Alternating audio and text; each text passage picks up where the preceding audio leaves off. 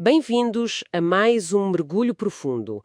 Hoje olhamos para uma carta fascinante do Novo Testamento, a Epístola aos Hebreus, e vamos ver como ela usa textos antigos de uma forma super engenhosa. Exato. As nossas fontes são análises detalhadas, focando nos capítulos 4 a 6. Parece que o autor está mesmo a construir um argumento passo a passo. Pois é, o foco principal é ver como ele usa o Antigo Testamento para explicar duas coisas-chave. A promessa do descanso de Deus e, depois, o sacerdócio muito particular de Cristo. Vamos ver como ele argumenta que Jesus é a resposta final, a resposta superior àquilo que vinha sendo prometido e estruturado antes. Ok, então a nossa missão é mesmo essa, extrair as ideias principais, talvez até as mais surpreendentes, sobre como Hebreus reinterpreta as Escrituras para nos dar uma visão de Jesus definitiva. Pronto, vamos lá desembrulhar isto. Força. Começando então por Hebreus 4. Temos esta ideia do descanso, não é? E ele cita muito o Salmo 95, jamais entrarão no meu descanso. O que é que se está a passar aqui exatamente? Olha, o autor pega nesse aviso antigo, não é? Dirigido a Israel lá no deserto, e torna-o super urgente para o hoje dos seus leitores. Ah, ok. A falha deles no passado, por causa da desobediência que os impediu de entrar no descanso, isso serve de alerta. Mas o ponto mais forte é que, apesar dessa falha, a promessa de um descanso divino continua de pé. Ainda está disponível. Mas que descanso é este, afinal? Não era só a terra prometida, Canaã? Era o que se podia pensar, sim, mas o autor diz que é mais do que isso. Ele desenvolve uma ideia progressiva, quer dizer. O descanso da criação de Deus, lá no Gênesis, depois o descanso em Canaã, que, pronto, a primeira geração falhou, e ele até argumenta que mesmo a entrada com Josué não foi o descanso final. E como é que ele prova isso? A prova é que séculos depois de Josué, o Salmo 95, que na versão grega que o autor usava, a Septuaginta, até era atribuído a David, portanto, muito depois, ainda fala de um hoje. Um hoje para entrar nesse descanso. Uau, isso é mesmo interessante. Séculos depois e a promessa continua a ecoar como algo para o futuro. E a linguagem que ele usa reflete essa profundidade. Exatamente. Em Hebreus 4, versículo 9, ele usa uma palavra grega que só aparece aqui em todo o Novo Testamento. Sabatismos. Sabatismos. Não é só catapausis que ele usou antes e significa simplesmente descanso ou cessação. Sabatismos sugere algo mais rico, tipo uma celebração sabática. Indica uma participação ativa, alegre, no descanso completo de Deus, que agora, pronto, está acessível através de Cristo. Uma celebração, então, não é só parar de trabalhar. Percebido. E como é que se entra nesse sabatismos? Hebreus 5 parece mudar o foco para Jesus como sumo sacerdote. Mas, espera aí, ele não era da tribo de Levi, pois não? Pois não. E esse é um ponto central. A legitimidade dele como sacerdote não vem da genealogia levítica.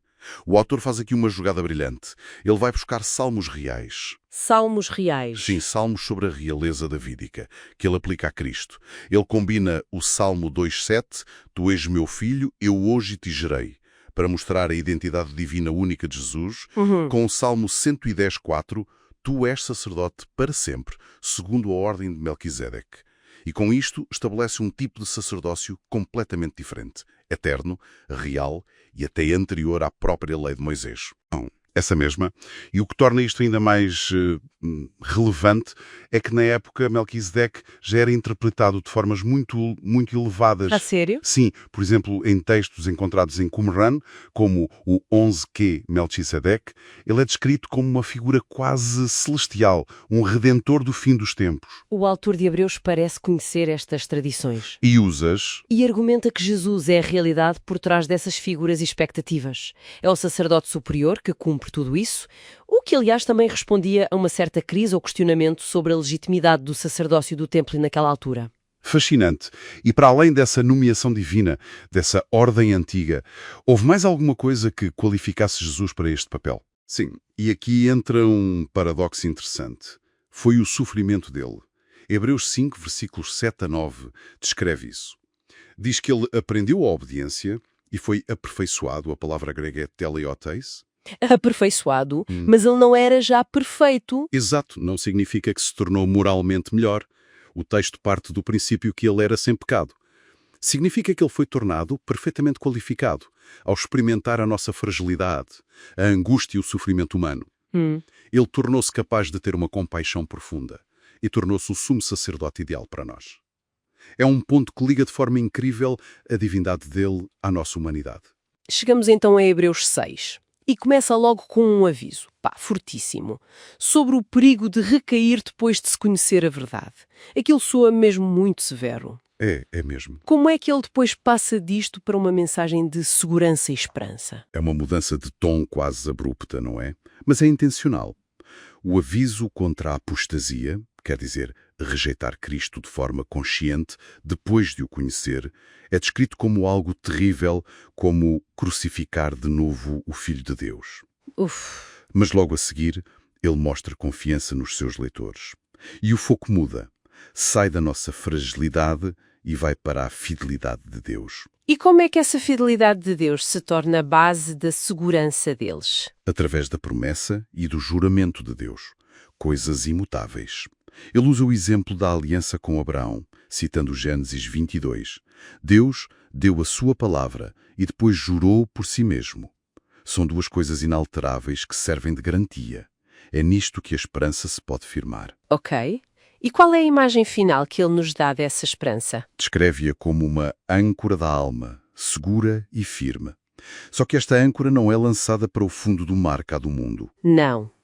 Para onde vai? Entra no interior do véu, ou seja, no santuário celestial, na própria presença de Deus. É lá que ela se fixa. No santuário celestial. E quem é que garante essa segurança lá dentro? Jesus, o nosso precursor, aquele que entrou primeiro por nós, precisamente, como sumo sacerdote eterno, segundo a ordem de Melquisedeque. Vês?